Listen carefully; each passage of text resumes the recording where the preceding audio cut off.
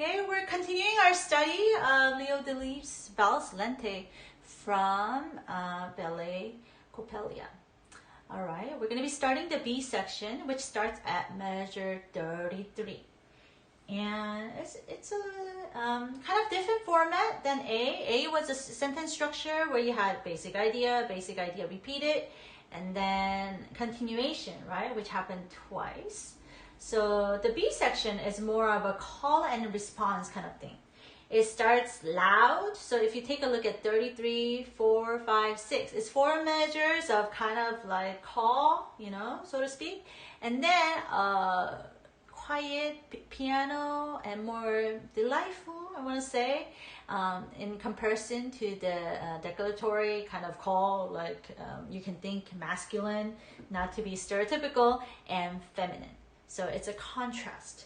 I don't know what's exactly happening in the actual ballet, but it'll be kind of interesting to see if there is kind of a contrasting activities going on. All right, the next part, the main key center is the dominant, which is the G major.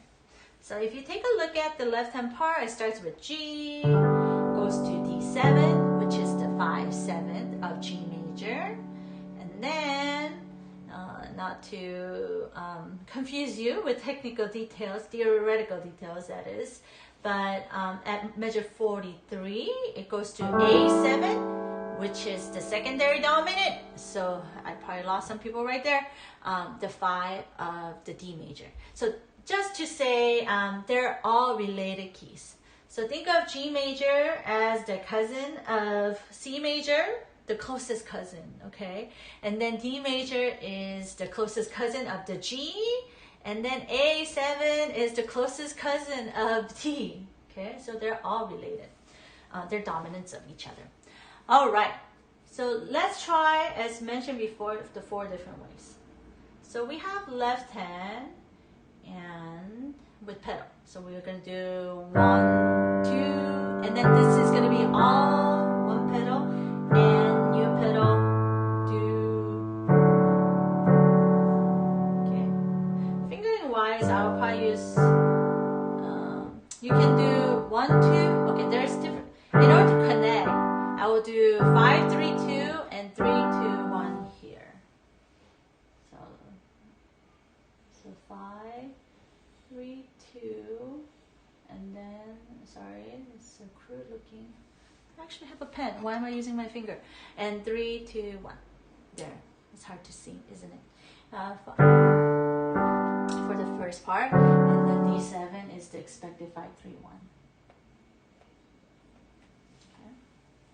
The bass is still the loudest. Okay. Left hand with pedal. 1, ready, go. That is fortissimo.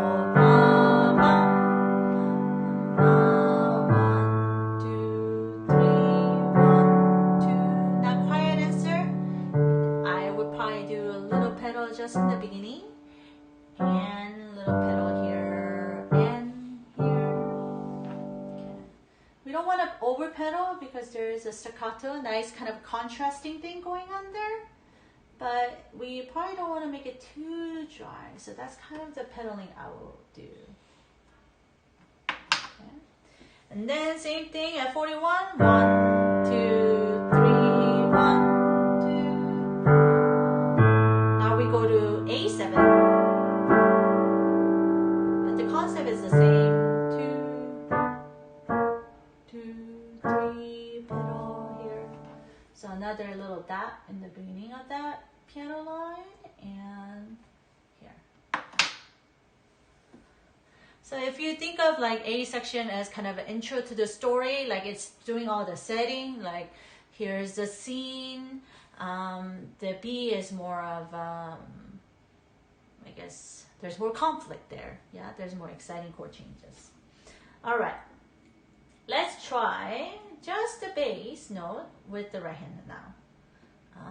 Actually, there's more to the B section, but we'll just divide it up into those two, okay, into 2 sections of it. All right, so let's start from 33 until the end of the page. 1, ready, go, down, and down.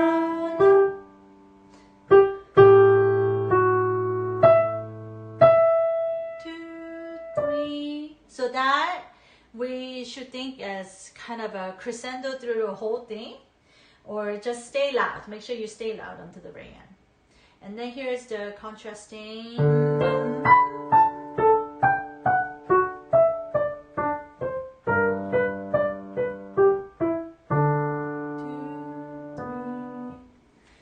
This can be a little difficult if you do staccato right away. Try getting used to the contour by doing legato first. You would actually realize that there's a pattern. It's a reach up, a seventh. Okay, look at my light up keyboard. And then step down, an octave below. Reach up 7, step down, octave below. Reach up 7, step down, octave below. Reach up 7 until this little line. And since it's going to go by really fast eventually, make sure that you're pulling your fingertip to do the staccato rather than going up and down. The more vertical you get, more time you waste. Okay, so stay close to the key and follow the contour. Notice how I do a little round shape with my wrist. That's to keep loose so that you don't get tired. So it's when you reach up, you go to the right. If you just think to the right, to the right, to the right, to the right, with the 7th reach up, then you will go to the left naturally, yeah, because you have to reach for that note, yeah. So it kind of does a little circle on the way down. Okay, and then let's go on. Same thing, 41. So it's down, just the bass. Reach up and oh, they changed the pattern on us. So it's not an octave, but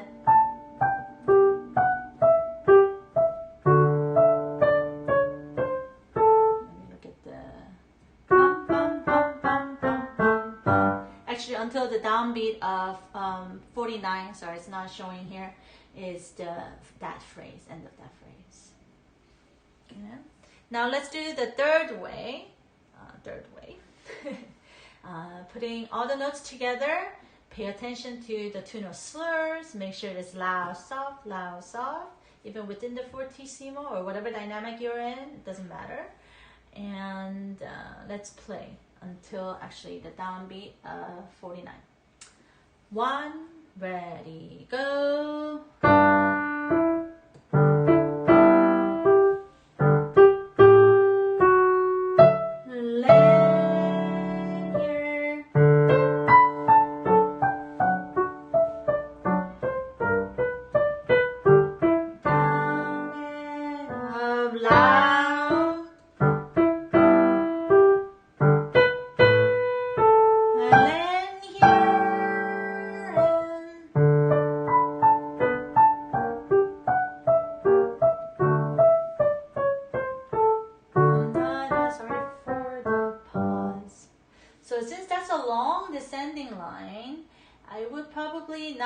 Too soft until the end of that. So do a slight diminuendo into 49, but try to maintain that volume. Even though it's within the piano, start a little louder at measure 45 and then do a slight diminuendo at the end. Okay, now let's put it together. Still at a slower tempo, everything. 1, ready, go.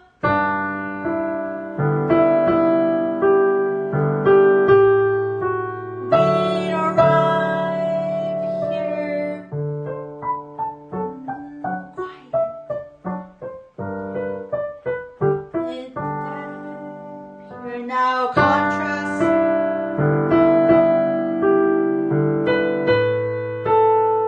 Arrive here, contrast.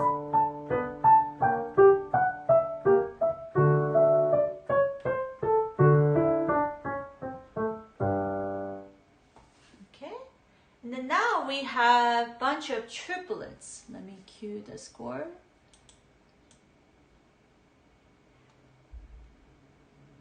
Okay, so we ended a little quietly at 49. And then now we have kind of a driving figure. Notice how there's a bunch of crescendos here. Get to forte, start soft again, get to forte, and then this time we stay. So I'll just write, here, let me use my pen. Sustain. Sustain the volume that you reach at.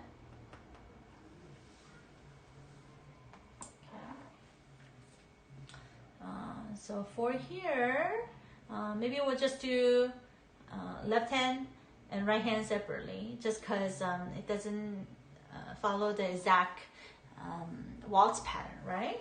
So we're starting at the second beat of measure 49. It starts at G major chord, goes to, what is this? A7 kind of thing, A half diminished. Ready, and 1, 2, 3, 1, 2, 3. Crescendo. Now practice crescendoing, because left hand's gonna drive the phrase. We have 30 seconds, so it'll be 1, 2, 3, and then it will be at the end, okay? But then there's a little 30-second rest, so let's see if we can catch it. 1 and 2 and 3 and 1 and 2 and 3. 1 and 2 and 3 and 1. So this is kind of the case where we're gonna crescendo to the downbeat like this. Okay. And right hand has almost chromatic figure, not quite.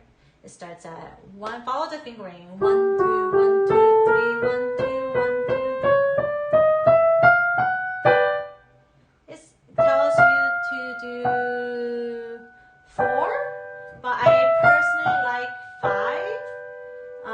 I would probably change the fingering to 3, 4, and then do 5. Sorry, cannot see that, right? Like this, but that's up to you. So it goes 1, 2, 3, 1, 2, 3, 1. Follow the same. This is the transitional thing.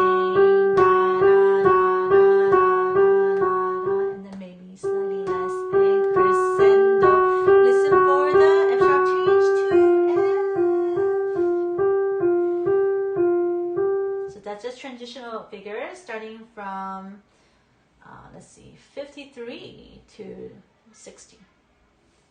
Quite a bit, right? Okay, let's try both hands, the chromatic part.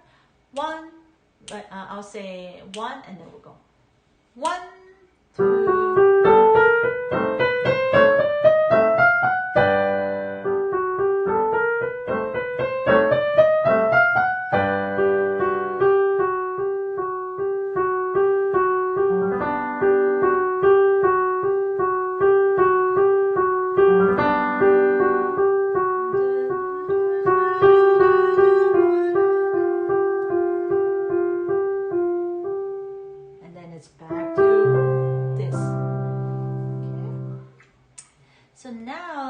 I can play the entire B section. Sorry, the score is not gonna align. Okay, I'll just play the entire B section starting from here. Okay, 1, ready, and sorry, should have started louder.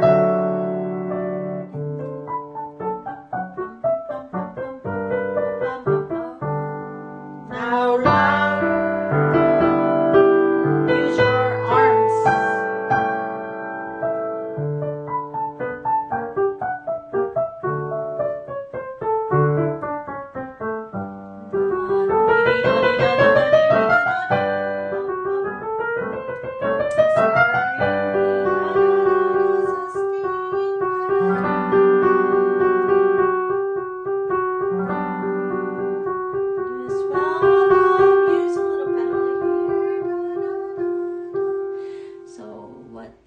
Showing here.